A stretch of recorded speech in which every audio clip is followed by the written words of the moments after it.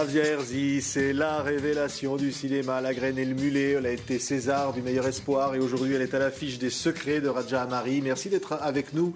C'est un film de cette réalisatrice tunisienne qui se fait connaître par Satin Rouge aujourd'hui. Encore une fois, un film de femme. Et c'est ça qui vous a touché? Oui, entre autres.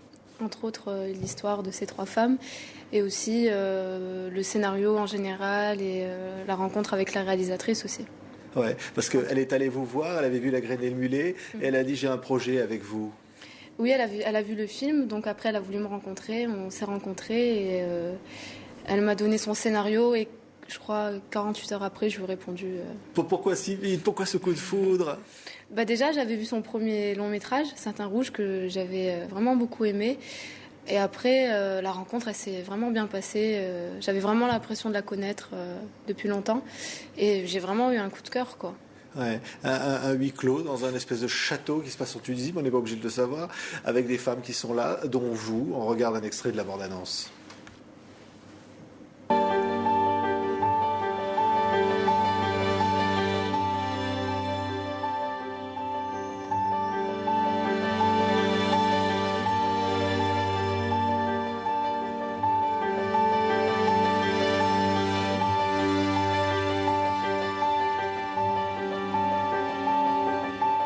عائشة قوم في سقم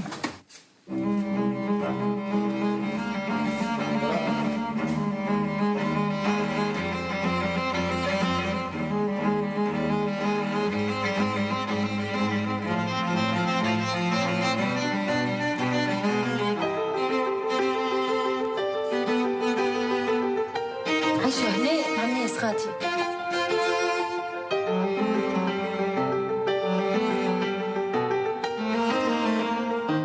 تمشي تعمل غادي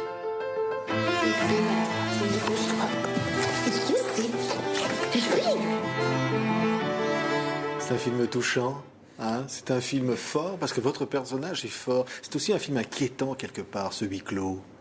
Oui, c'est assez inquiétant, oui. Enfin, c'est particulier. Enfin, moi, je le définis comme un conte de fées noir.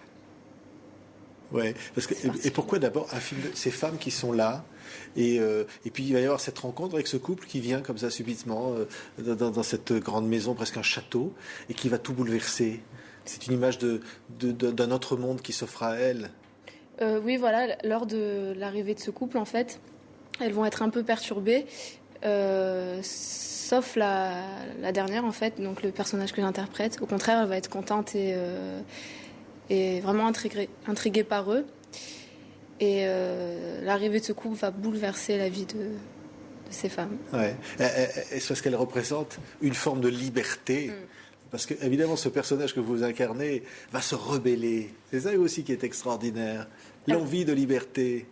Oui, elle a envie, la pauvre, parce qu'elle a toujours vécu enfermée, et toujours, elle a toute sa vie. Enfin, on s'imagine qu'elle a jamais été allée à l'école, qu'elle a jamais été allée à l'école et qu'elle connaît rien du monde extérieur. Du coup, ça va un peu la faire rêver et elle va se rebeller petit à petit. Oui, et on va voir qu'évidemment, la liberté, ça se paye, comptant. Ça va être très violent, y compris entre ces femmes. C'est aussi évidemment une parabole de la place des femmes dans la société. Un petit peu, oui, ouais. Ouais, un petit peu, ouais. C'est vrai que ça va être assez violent, mais en même temps, comment dire, c'est vrai que ça va être violent, mais au final, ça porte ses fruits, on va dire. Ouais. Cette violence porte ses fruits. On regarde encore justement quelques images, regardez.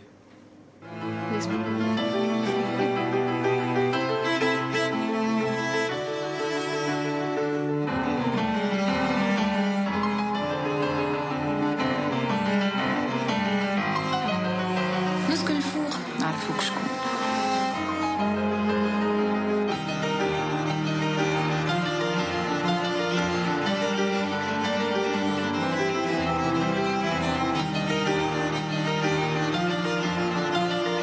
Il va y avoir des secrets, hein, et on ne va pas les révéler, bien sûr, pour ce film, surtout pas. Mais ce film est sorti en Tunisie. Oui. Et évidemment, comme à chaque fois, comme pour Satin Rouge, il provoque des réactions. Oui, voilà, ça a provoqué des réactions. Raja disait, la réalisatrice disait que c'était comme pour Satin Rouge. Soit il y a des gens qui vraiment adorent, soit c'est le gros scandale. Et voilà, quoi, ça crée un peu des conflits. Ouais. Mais bon, c'est amusant de voir ça aussi. Oui, parce qu'à travers votre parcours, parce que là, évidemment, on parlait tout à l'heure de La Graine et le Mulet, on va aujourd'hui des secrets, ce sont des choix de courage aussi d'une certaine façon. Vous ne voulez pas aller vers des films forcément qu'on dirait faciles. Vous avez envie de dire des choses. Bah oui, bien sûr. C'est sûr que si on m'en donne l'opportunité, j'ai envie d'aller vers des films comme ça. C'est beaucoup plus intéressant pour moi en tant que comédienne, et parce que c'est ce qui me passionne, quoi. Ouais, c'est se mettre en danger. Ah oui, quelque part. Bien sûr, et apprendre, justement, avec des personnages aussi difficiles que ça, des films particuliers, apprendre. Ce personnage, évidemment, ce n'est pas vous, mais ça aurait pu être vous, quelque part. Est-ce qu'on peut ressentir cette oppression, cette envie de liberté, quand on est une jeune femme comme vous, qui avait grandi à Marseille? Comme moi, non, je pense pas. Mais c'est vrai que j'ai eu de la chance quand même. Mais je pense que le personnage d'Aïcha, donc le personnage que j'interprète, peut exister dans le monde entier. C'est vrai que quand j'ai lu, ça m'a touchée. Je me suis pas dit, mais qu'est-ce que c'est que ça? C'est impossible. Ouais, mais quelque part, on joue toutes les femmes quand on est Aïcha. C'est-à-dire la liberté que peuvent souhaiter toutes les femmes du monde. Oui, ouais, c'est vrai. Ouais, c'est la liberté, cette envie de liberté, de s'évader. La liberté, vous l'avez choisie en faisant du cinéma, parce que c'est une histoire incroyable. Vous parlez tout à l'heure d'un conte de fées, mais votre vie est un conte de fées quand même. Hein? Pour l'instant, oui, ça va. Ouais, parce que vous êtes arrivé comme ça, sans avoir fait d'école, sans rien, et puis des rencontres, et puis finalement de la passion. Oui, la passion et le destin surtout. Les rencontres dues au destin, parce que rien ne me destinait à devenir actrice, en tout cas. C'était mon rêve, mais je ne pensais pas que ça allait se réaliser. Et le rêve s'est réalisé à Cannes et puis dans les grands festivals. Qu'est-ce que ça fait? Dites-nous, nous qui ne connaissons pas ça. On se sent une star? Non, pas une star, mais on est... non, c'est bien, c'est une princesse, on va dire. Enfin, le temps de Cannes ou d'un autre festival. Mais après, il faut vite revenir à la réalité et travailler pour avancer, quoi. Ouais. Et puis quand vous revenez à Marseille, vous retrouvez toutes vos copines, voilà, et les copains, et vous dites, je n'ai pas changé. Ah oui, non, ils sont contents. Ils me disent, oh, t'as vu là, t'as vu là.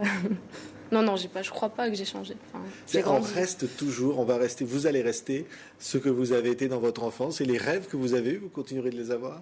Bah, j'espère, oui, ouais, j'espère.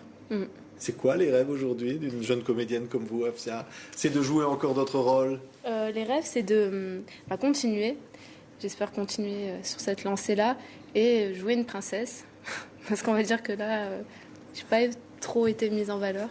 Surtout dans ce film. Le prochain coup, une princesse. Merci Afsia Herzi d'avoir été notre invitée. Les secrets de Radja Amari, le film événement. Merci. Merci à vous.